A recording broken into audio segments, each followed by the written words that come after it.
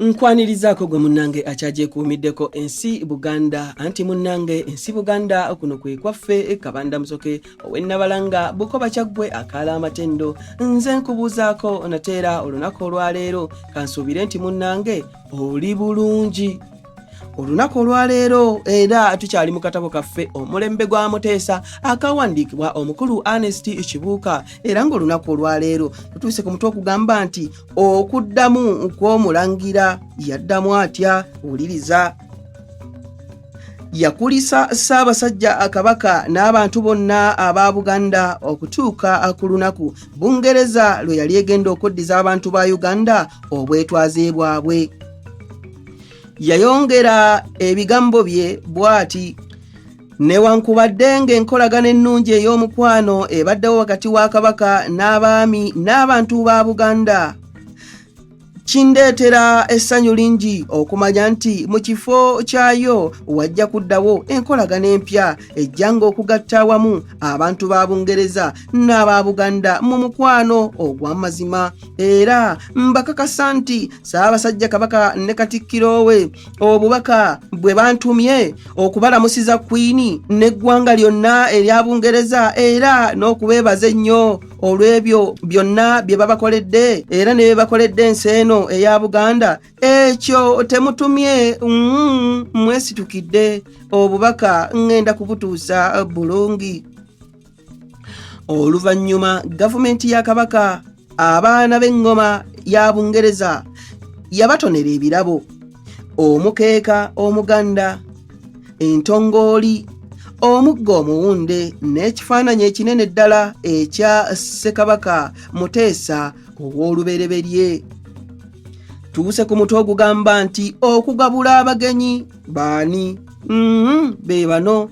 Eby'omu Bulange nga biwedde, Ssaabasajja Kabaka yatwala abagenyi be mu twekobe ku kyemisana Makeke. Olw'eggulo olwo omulangira ne mukyala we nga bamaze okugenda, Kabaka yagabula embaga y'ebyokulya n'okunywa kwe yasembereza abagenyi abayite abawera 10,000 beddu. Ntuuse ku mutwe ogugamba nti ameefuga gennyini nga 9 Okitoba 1962. Omukolo gwennyini ogw'ameefuga ga Uganda gwali mu kisaawe ky'ennyonyi e Kololo. Okutuuka akawungeezi ako konna ku lwa Okitoba 8, 1962, abantu 10,000 baali nga beesomboola okugenda ku mukolo guno ogw'ebyafaayo ogwali gugenda okubaawo wakati mu Ttumbi essaawa 6 olwanga 9 Okitoba 62 nga lutandika. Abantu baateeberezebwa okuba nga baali bawera emitwalo 5 ekiro ekyo kyokka. Olwo nno Sir Walter Coates eyali gavana kwe kufuuka gavana. Munnange gavana jeno wa Uganda naye nga yali waakumalako ekiseera kitono ddala anti twali twefuze owulidde. Tuuse ku mutwe ogugamba nti okuwanika n'okuwanula bendera. Omukolo guno mu byafaayo bya Uganda gwaliwo mu Ttumbi ekiro olwanga 9 Okitoba 62. Omulangira Duke of Kent ne mukyala we nga bawerekerwako gavana wa Uganda Sir Walter Coates ne mukyala we Lady Coates, His Highness Kabaka Muteesa II ne Nnaalinnya Mpologoma saako Prime Minister Apollo Milton Obote ne mukyala we baatuuka ku kisaawe Kololo ng'essaawa zinaatera okuba ettumbi. Awo omulangira ne be yali nabo ne batuuzibwa bulungi mu bifo byabwe. Bwe yali geesigadde eddakiika ntono nnyo ettumbi lirume, gavana wa Uganda Sir Walter Coates ne Prime Minister Apollo Milton Obote Opeto baavaayo ne bayimirira mu ddiiro wakati abantu bonna nga babeegesa amaaso. Awo bandi y'amagye ya Uganda nefuuwa oluyimba lwa Bungereza God Save the Queen. Era abantu bonna ne bayimirira okuyimba. Olwasirisa omusirikale wa Uganda eyali ayimiridde okumpi n'omulongooti n'atandika okusika bendera ya Bungereza oba giyite Union Jack ng'agissa mpola mpola wansi okutuusa lwe yagituusa ku ttaka. Era n'agizingako. Kino nno nga kitegeeza nti obufuzi bwa Bungereza mu Uganda bwali bukomyawo. Mu kiseera ekyo kyekimu omusirikale yatandika okuwanika bendera ya Uganda empya, nga kino nno kitegeeza nga Uganda bwe yali etandise okwefuga ku ddakiika eyo. Mu ttumbi ly'ekiro ekyanga 9 Okitoba 1962 bendera ng'eri waggulu yeewuuba. Abantu bonna abaali ku kisaawe bayimirira ne bayimba oluyimba lw'eggwanga olwawandiikibwa munnabyannyimba n'ebivuga George William Kakoma. Oluyimba bwe lwaggwa ne balyoka batulisa emiriro oba ziyita fireworks ejamulisa Kampala yenna n'ayakaayakana ng'emisana.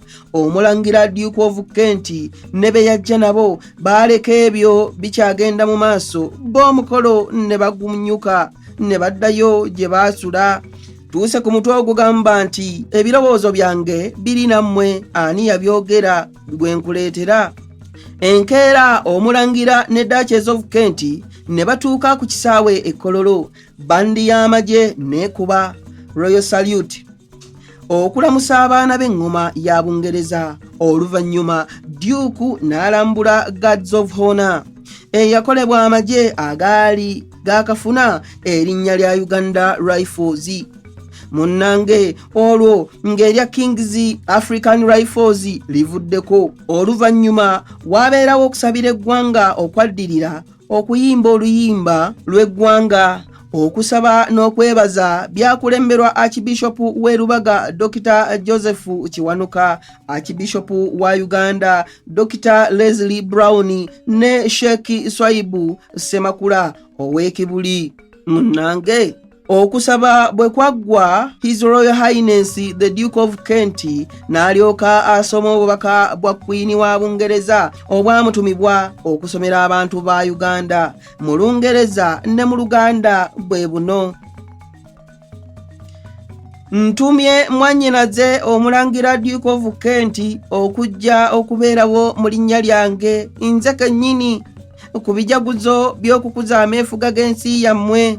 Nzijukira n'essanyu nga bwe nakyalako mu nsi yammwe mu mwaka gwa 1954 lwe naggulawo ebbibiro ly'amasannyalaze eriyitibwa Owen Falls Dam. Kaakati nga muli mu lunaku luno olw'ebyafaayo era olunajjukirwanga nnyo Uganda okwefunidde okwefuga kwayo, ebirowoozo byange biri wamu nammwe. Mbaagala nnyo, owulidde? Uganda newankubadde nga erimu abantu abalina empisa n'obulombolombo eby'enjawulo, naye kaakano beegasse wamu okuba eggwanga limu. Mu kukola bino abantu ba Uganda balazze omwoyo gw'okutegeeragana n'okusiŋŋanamu ekitiibwa balyoke batuuke ku ebyo ebigenderera okufunibwa mu kwefuga. Ebigendererwa ebyo byebyo ebireetawo essuubi nti Uganda nayo ku bwayo ejjanga kubaako byekola olw'obulungi bw'ensi yonna awamu. Nsaba Katonda ensi yammwe agiwenga omukisa era agikulemberenga mu myaka gyonna egirijja mu maaso. Ng'amaze obubaka bwa Queen, omulangira naye n'ayongerako ebigambo bye ebitonotono, era mu bubaka bwe n'agamba bw'ati: ffe ne mukyala wange tusiimye nnyo olw'okutwaniriza ennyo bwe mutyo. Wonna wonna we tugenze kasooka tutuuka mu Uganda.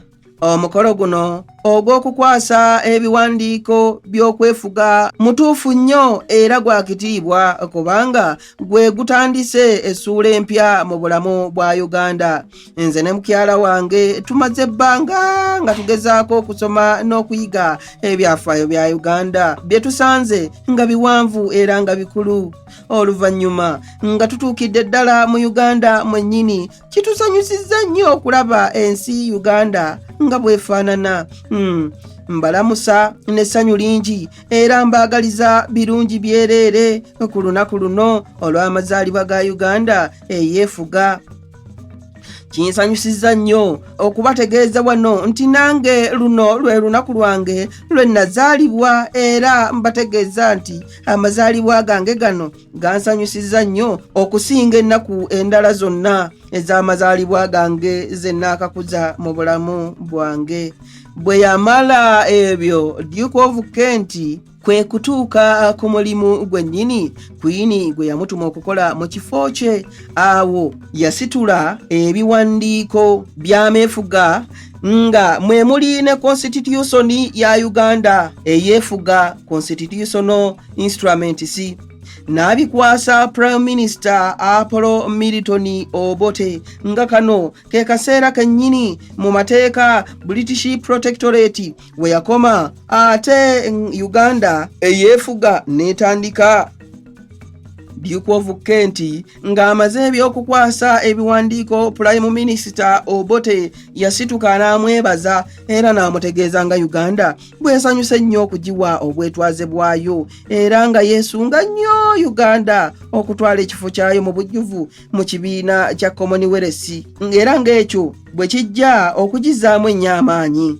Mu kiseera ekyo ekyameefuga nga n'omukulu w'amatwale ow'Ebungereza Mr. Duncan Sanders naye yaweereza obubaka obuyozayoza Uganda okutuuka ku meefuga. Yeebale abange ebyo nno awo nno we mbisimbideko oluwaanyi mu nninde mu kitundu ekirala nga nti mbongerayo mu kitundu era ekirala kanzire ennabalanga Bukoba Kyaggwe tuddiŋŋana ate nga nkuwa ebisingako wano.